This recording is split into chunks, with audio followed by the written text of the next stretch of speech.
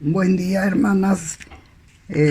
Vamos a presentarnos delante de la presencia de Dios, suplicándole que Él atienda la voz de nuestra oración, porque necesitamos aprender de su palabra, necesitamos renovar nuestra mente, como es el título de este estudio, porque hemos visto que a través de muchas circunstancias hemos actuado de manera similar al mundo y que realmente necesitamos tener una cosmovisión, una forma de ver las cosas desde la perspectiva bíblica. Y vamos a estar en oración. Señor, nos presentamos delante de ti, conociendo y sabiendo que tú eres un Dios que siempre quiere enseñarnos, que siempre quiere dirigirnos, mostrarnos el camino por el cual debemos andar. Y te queremos suplicar que en esta mañana todo aquello que se pudiera levantar como un pensamiento preconcebido de lo que nosotros creemos sea derribado, Señor, en el nombre precioso de Jesús, y podamos atender a lo que realmente dice tu palabra. Te bendecimos y te glorificamos. Amén. Siguiendo con los temas que conciernen a este cambio que es necesario que se haga en nuestra mente y que no viene de una idea de los dirigentes, sino que la palabra nos dice que no nos conformemos a este siglo, sino que nos transformemos por medio de la renovación de nuestro entendimiento para comprobar cuál es la buena voluntad de Dios, agradable y perfecta. Se hace necesario ver todo lo que nos acontece, todo lo que somos, todas las preguntas que pudieran venir a nuestra vida, y como veíamos hace 8 días, todas aquellas preguntas que quizá en algún momento alguien nos haga, que tengamos la capacidad de, a través de la Biblia, poder responder, como decíamos, con espíritu de mansedumbre. No es contender, no es discutir, es presentar defensa de lo que hemos creído. Y para eso pues necesitamos ir desde los inicios.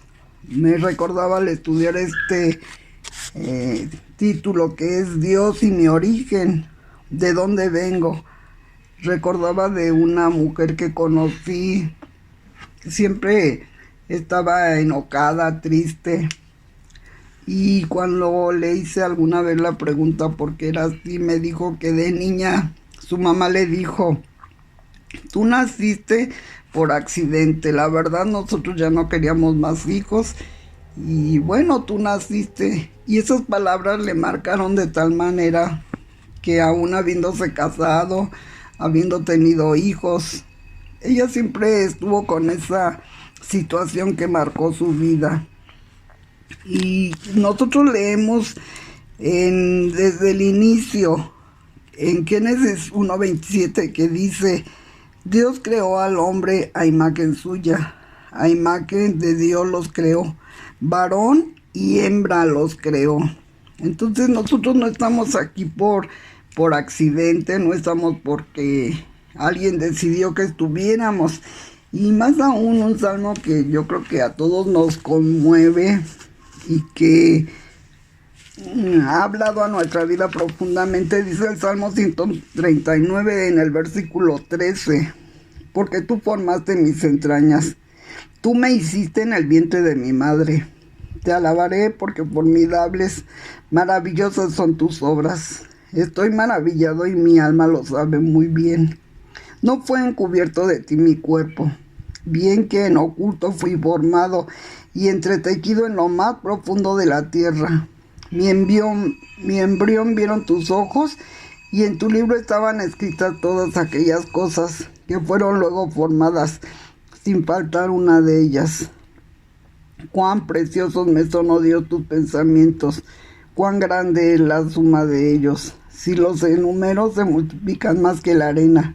despierto y aún estoy contigo. Gracias a Dios que nosotros sí sabemos cuál es nuestro origen.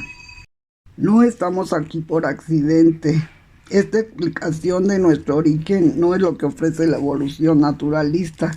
Ellos afirman que somos fruto de la casualidad, luego de que átomos chocaron al azar entre sí durante miles de millones de años.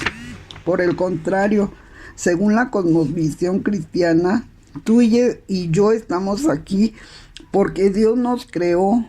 Nuestro origen es el origen de todo lo demás en el universo y nuestro origen es el Dios Trino. Para empezar a explorar nuestro origen necesitamos iniciar este proceso bien poniendo los ojos en aquel en quien estuvo nuestro origen. Entonces, pues la primera pregunta que se hace es ¿cómo es Dios? ¿Cómo es Dios el creador? El profeta Jeremías escribió acerca de él y dijo lo siguiente: Ah, Señor Dios, ciertamente tú hiciste los cielos y la tierra con tu gran poder y con tu brazo extendido. Nada es imposible para ti. Eso está en el capítulo 32, versículo 17. El Dios de la Biblia es omnipotente. Él habló y el universo fue creado de la nada, como dice ahí en Hebreos 11:3.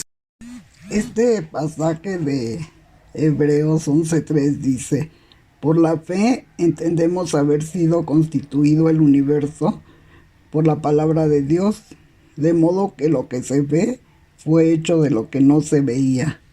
Dios, al decir la palabra, fueron creadas de la nada las cosas, y este es un pensamiento que siempre debemos tener presente. El profeta Isaías nos ayuda a encontrar respuesta a la pregunta: ¿por qué creó Dios seres humanos a su imagen y semejanza? Esto es lo que contesta el profeta Isaías de parte de Dios ahí en el 43:7.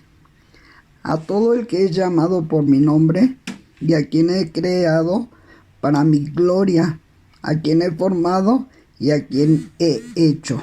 Dios nos formó para desplegar su gloria. Su deseo era llenar el planeta de su imagen, de forma tal que la creación entera pueda reflejar la hermosura de su ser y disfrutar de todas las bendiciones que trae el ser de algún modo semejante a él. Gracias a Dios, porque, hermanas, repito, nosotros no somos obra de la casualidad, es una bendición el que Dios nos haya creado. Y finalmente, fíjese lo más importante: como personas redimidas que hemos llegado a ser hijos suyos, podemos añadir, porque somos hechura suya, creados en Cristo Jesús para hacer buenas obras, las cuales Dios preparó de antemano para que anduviésemos en ellas. Este pasaje nos dice que Dios nos creó a su imagen para que participásemos de lo que Él es, y reflexionando en esto de hacer todo para la gloria de Dios, hagamos la siguiente pregunta: si la gloria no es para Dios, entonces ¿para quién sería? Obviamente sería para las criaturas. Es un error que los seres humanos obren para buscar su propia gloria, pero para Dios, quien es el estándar de perfección, crearnos para su gloria es lo que corresponde. Hay otra pregunta que se pudiera hacer: ¿quién está por encima de Dios? ¿Quién puede decir a esta creación para la gloria de este otro ser? La respuesta es que no hay nadie. Los cielos cuentan la gloria de Dios y el firmamento anuncia la obra de sus manos. Dios hizo el universo para su gloria y no es algo que Él esconda. Que Dios reciba la gloria resulta en el bien de toda su creación. Cuando entendemos esto y estemos conformes con esta afirmación, no solo conformes sino gozosos, habremos comenzado a entender la grandeza de Dios y su carácter santo y dadivoso.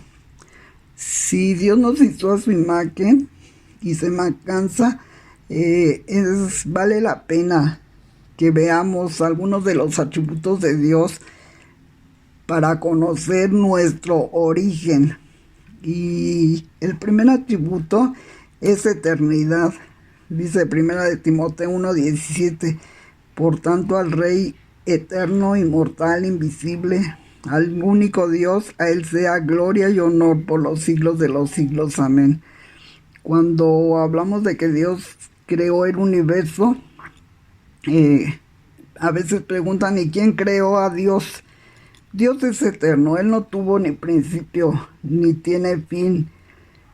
Por eso es fundamental que entendamos que el universo sí tuvo un comienzo y por eso necesita una causa, pero Dios no tuvo un comienzo. Gracias a Dios que nuestra mente de verdad sea renovada con este conocimiento de la eternidad de Dios. Otro atributo de Dios es que Él es sabio. Dice en Romanos 11:33, oh profundidad de las riquezas y de la sabiduría, del conocimiento de Dios. Cuán insondables son sus juicios e inescrutables sus caminos. La existencia de un universo tan complejo como el nuestro requiere de una mente aún más compleja que lo concibiera, como Dios nos revelara. Porque mis pensamientos no son los de ustedes, ni sus caminos son mis caminos. Así mis caminos son más altos que sus caminos, y mis pensamientos más altos que sus pensamientos. Otro atributo es la omnisciencia. Dice en Hechos 4:13, no hay cosa creada oculta a su vista, sino que todas las cosas están al descubierto y desnudas ante los ojos de aquel a quien tenemos que dar cuentas. Dios conoce todo el pasado, todo lo que sucede en el presente y también todo lo que vendrá en el futuro. En otras palabras, Él sabe lo que fue, lo que es y lo que será y lo que puede haber sido. Él nunca ha aprendido nada. Su conocimiento es eterno y perfecto. Él es el que declara el fin desde el principio. Y esto nos debe dar mucho gusto, hermanos. Yo he visto ahora con referencia a la muerte, cómo a veces nos culpamos de no haber hecho determinada cosa para que nuestro ser querido viviera, pero en su omnisciencia Dios sabe desde el principio cuál será el fin de nuestras vidas. Otro atributo es su soberanía. En este atributo he descansado también muchas veces. El Señor ha establecido su trono en los cielos y su reino domina sobre todo, dice el Salmo 103:19. Las escrituras no nos hablan de un Dios que creó y puso el universo en movimiento para luego abandonarlo a su suerte. La Biblia nos dice una y otra vez que Dios gobierna sobre su creación y proclama con autoridad. Yo digo, mi propósito será establecido y todo lo que quiero realizaré. Isaías 46:10b. Él tiene derecho de hacer y hace lo que quiere, cuando quiere, como quiere, con quien quiere y donde quiere. Como bien lo dice el salmista, nuestro Dios está en los cielos. Él hace lo que le place. Salmo 115:3. Pero también es autosuficiente. Dice en Hechos 17:24, el Dios que hizo el mundo y todo lo que en él hay, puesto que es Señor del cielo y de la tierra, no mora en templo hecho por manos de hombres, ni es servido por manos humanos, como si necesitara de algo, puesto que Él da a todos vida y aliento y todas las cosas. Él no necesita ayuda de nadie. Él es autosuficiente. ¿Quién podría sostener las galaxias, dar alimento a las aves y a todo animal que mora en la tierra? Solo alguien que no necesita absolutamente nada de nadie. Nuestro Dios no necesita nuestra ayuda para poder efectuar lo que Él ha determinado. Otro atributo de Él es que es perfecto e inmutable. Dice Santiago 1:17, toda buena dádiva y todo don perfecto vienen de lo alto, del Padre de las luces, en el cual no hay cambio ni sombra de variación. Santiago 1:17. Dios no cambia porque no necesita cambiar. Él es perfecto desde la eternidad y hasta la eternidad. Cada pensamiento o cada idea que es concebida por Él es perfecta desde su inicio. Y Dios no tiene el mínimo cambio de opinión. Las Escrituras dicen, Dios no es hombre para que mienta, ni hijo de hombre para que se arrepienta. Lo que ha dicho Él, ¿no lo hará? ¿Ha hablado y no lo cumplirá? Dice Números 23:19, y nuestra respuesta es que claro que lo que Él dice se cumple. Vimos pues que no estamos aquí por un accidente, sino que somos una creación de Dios. Pero un segundo punto que debemos conocer es que Dios nos creó con un sentido de eternidad. A lo largo de toda la historia, los seres humanos siempre han mirado hacia arriba buscando a Dios. Escuchar esto no debe sorprender a los cristianos. Después de todo, la Biblia establece que Él ha hecho todo apropiado a su tiempo. También ha puesto la eternidad en sus corazones. Eclesiastés 3:11. El ser humano, todos cristianos y no cristianos, en lo profundo de su ser saben que existen algo o alguien eterno, algo distinto en sí. El gran problema es que los seres humanos anhelan tener una respuesta para la pregunta de su origen, pero al mismo tiempo desean vivir completamente autónomos de Dios. Por eso afirma Pablo en Romanos que aunque conocían a Dios, no le glorificaron como a Dios ni le dieron gracias. Romanos 1:21. Esto ha sido, por ejemplo, la raíz de muchos movimientos espiritistas y animistas, y por supuesto de la cosmovisión naturalista. El ser humano quiere explicar por qué está en la tierra, sin que eso signifique reconocer, honrar y someterse a su creador. Esta actitud de absoluta rebeldía no está libre de consecuencias para la humanidad. ¿Cuáles son las consecuencias de este terrible error? Pues si nosotros vemos la historia de la tierra, ¿verdad? Vemos cómo todos los filósofos, todos los que han enseñado cosas ajenas a la palabra de Dios, han venido a repercutir en cada década de la historia. Y de ahí que venga el rechazo, peligros que de no conocer o de rechazar nuestros orígenes. Es muy importante que los cristianos no nos quedemos con la evidencia de Dios como creador para nosotros mismos.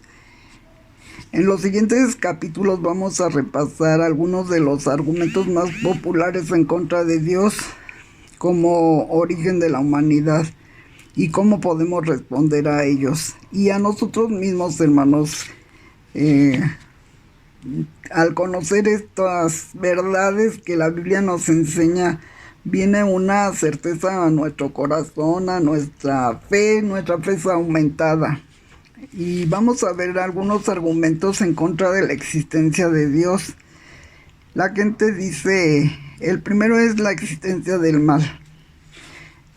Las personas dicen, Dios no puede existir, porque ¿cómo permitiría tanta maldad y violencia en el mundo?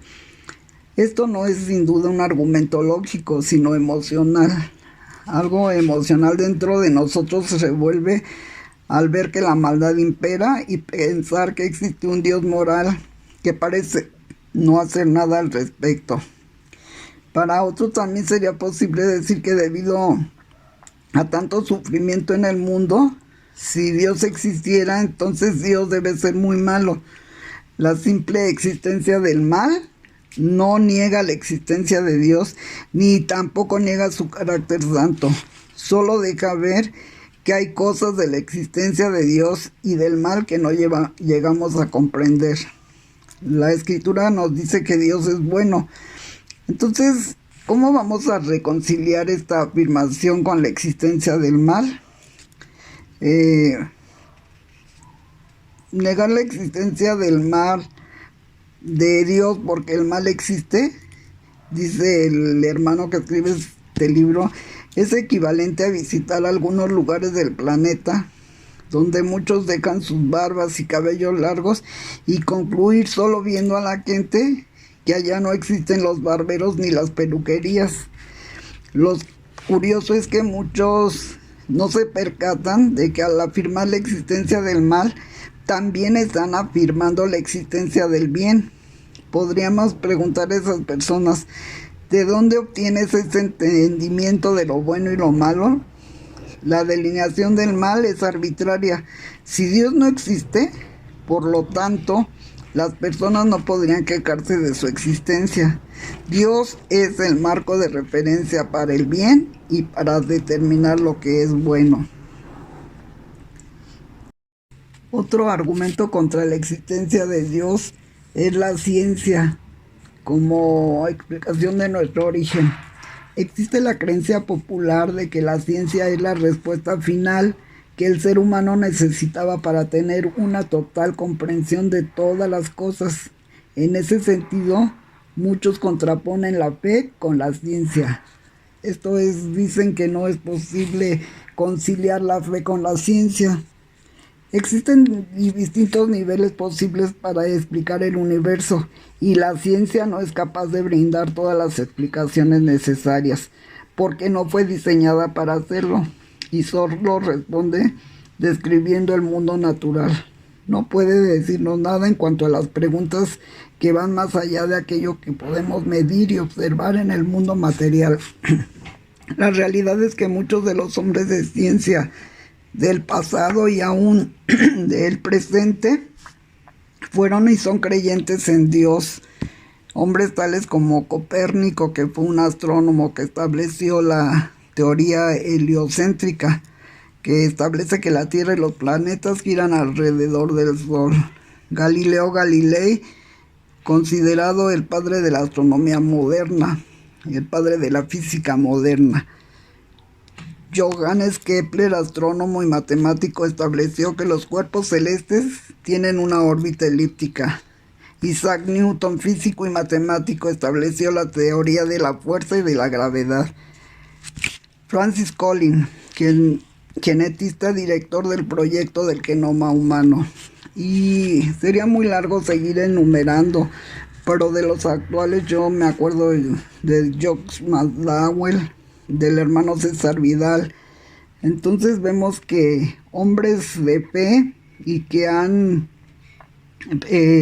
ejercido la ciencia y gracias a Dios por esos hombres que aún en detrimento de sus vidas, ¿verdad?, han concluido que no es algo que pueda omitirse la fe y la ciencia, sino que se pueden hacer pues visible la ciencia a través de la fe y la fe a través de la ciencia. Otro argumento es la falta de evidencias para creer en Dios. Creo sinceramente que este es uno de los argumentos más débiles para negar la existencia de Dios. Y me recordaba, aunque el hermano pone un ejemplo muy científico, yo me recordaba, hermanos, de un anciano que llegó en una ocasión con mi papá y le dijo: Panchito, acabo de descubrir que no es cierto que existan otros países, porque me propuse y empecé a caminar, caminé días y días y todavía seguía siendo México. Entonces este argumento es algo así, quieren evidencias, pero el problema que se genera cuando se afirma que no hay suficientes evidencias de Dios, es decir, que no se tiene el conocimiento como para determinar si Dios es real o no. Y con esta postura, pues no nos permite realmente que sea pues factible conocer la existencia de un ser supremo. Cuando, por ejemplo, se presente una nueva evidencia, el ateo, el agnóstico, siempre podrán responder: ya veo, suena interesante, pero no es suficiente. Como ese anciano que caminó y caminó y nunca dejó de ser México. Otro argumento, y pues debiera avergonzarnos bastante, es la influencia negativa de los cristianos. No podemos negar que muchas atrocidades se han cometido utilizando el nombre de Jesús. Cuando escuchamos historias sobre la Inquisición, las cruzadas, pero cuando leemos las escrituras nos damos cuenta de que aunque estos movimientos usaban el nombre de Jesús, en realidad no estaban obedeciendo al Señor, sino más bien contradiciendo sus órdenes precisas que Él había dado a sus discípulos. La violencia en el nombre del cristianismo no es producto de la obediencia a Dios, sino de la rebeldía del ser humano. Cuando algunos afirman que Dios no existe porque algunos movimientos que se autodenominaron cristianos asesinaron e hicieron sufrir a miles de personas, es equivalente a pensar que la ciencia médica es falsa, porque han existido muchos casos de médicos que fueron acusados y encontrados culpables de malas prácticas. Habiendo examinado algunos de los argumentos para negar la existencia de Dios, veamos ahora algunos argumentos para afirmar categóricamente que Dios tiene que existir. Aquí ya es por pura lógica. De haber visto los argumentos en contra de la existencia de Dios, ahora veremos los que están a favor de la existencia de Dios. Y el primero es el cosmológico. Los filósofos griegos, en particular Aristóteles, enseñaron que el universo era eterno. Esta perspectiva fue ampliamente aceptada hasta el siglo XX.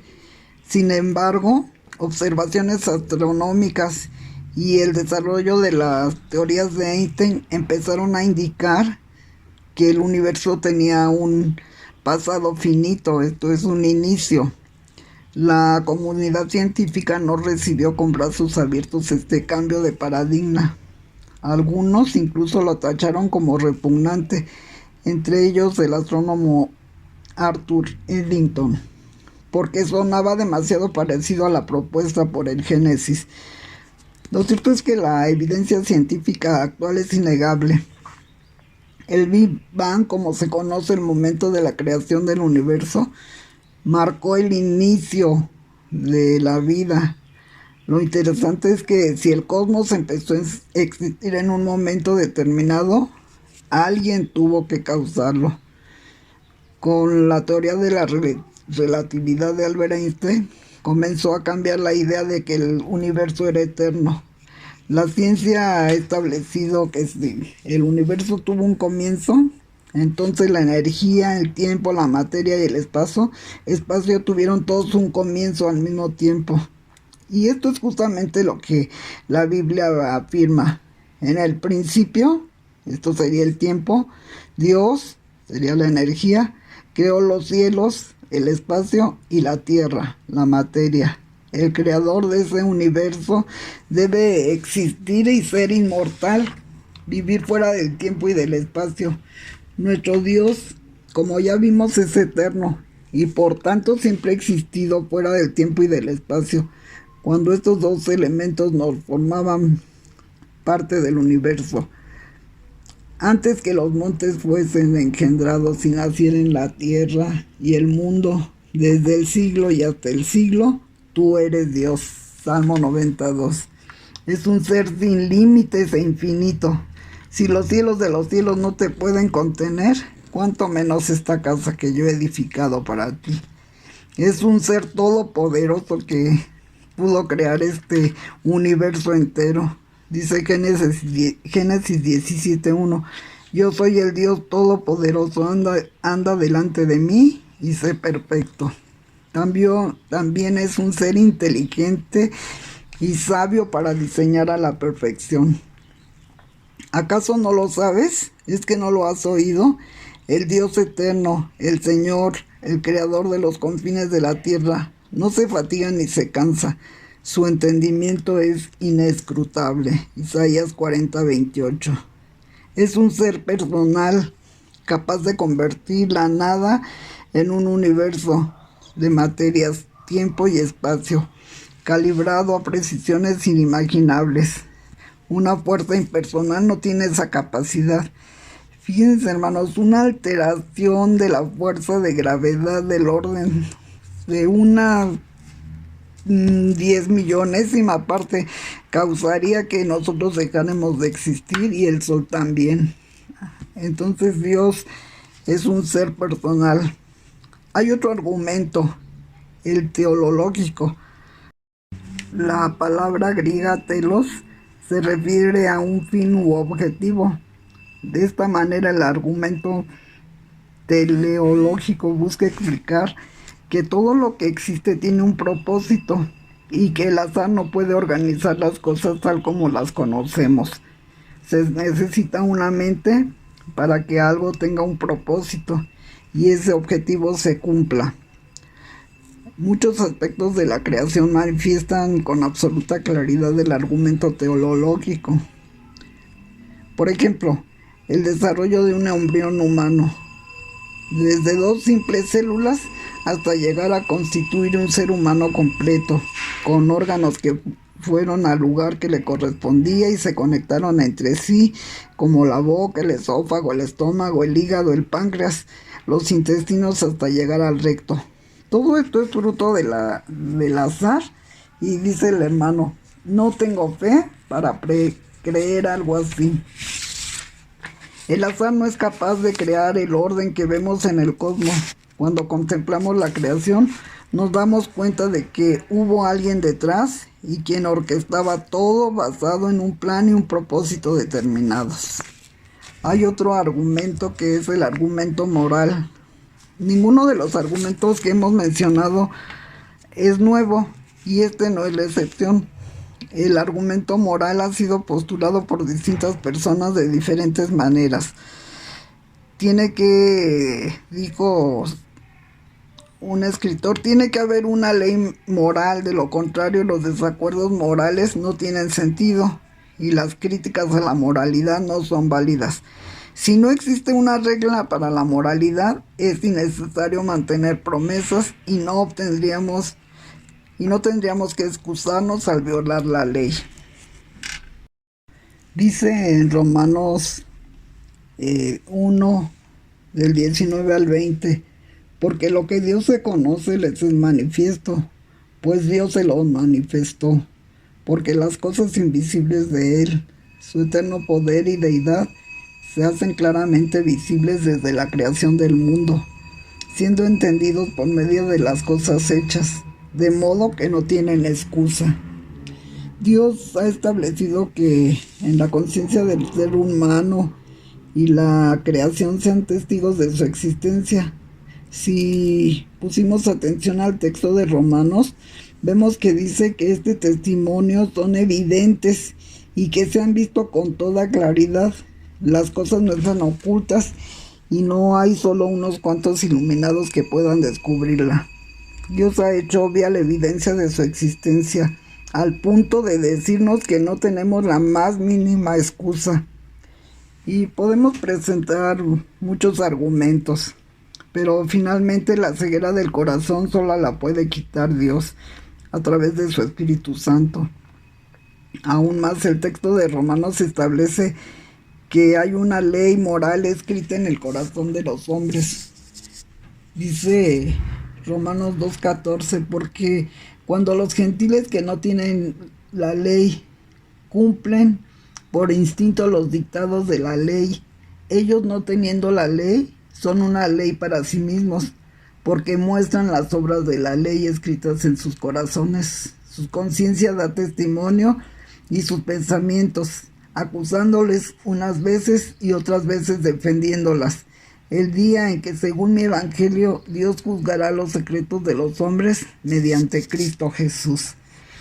Hermanas, en conclusión, nosotros debemos vivir gozosas de saber que no estamos aquí por accidente, que fuimos una creación pensada, diseñada por Dios, que al mirar lo que es Dios con todos sus atributos, debemos descansar confiados en que nuestra vida es dirigida por Él, nuestra vida está resguardada en Él, y ciertamente habrá hombres que negarán la existencia de Dios, pero nosotros al escudriñar su palabra cada día le amamos más porque se va mostrando su eterno poder, su deidad hacia nosotros.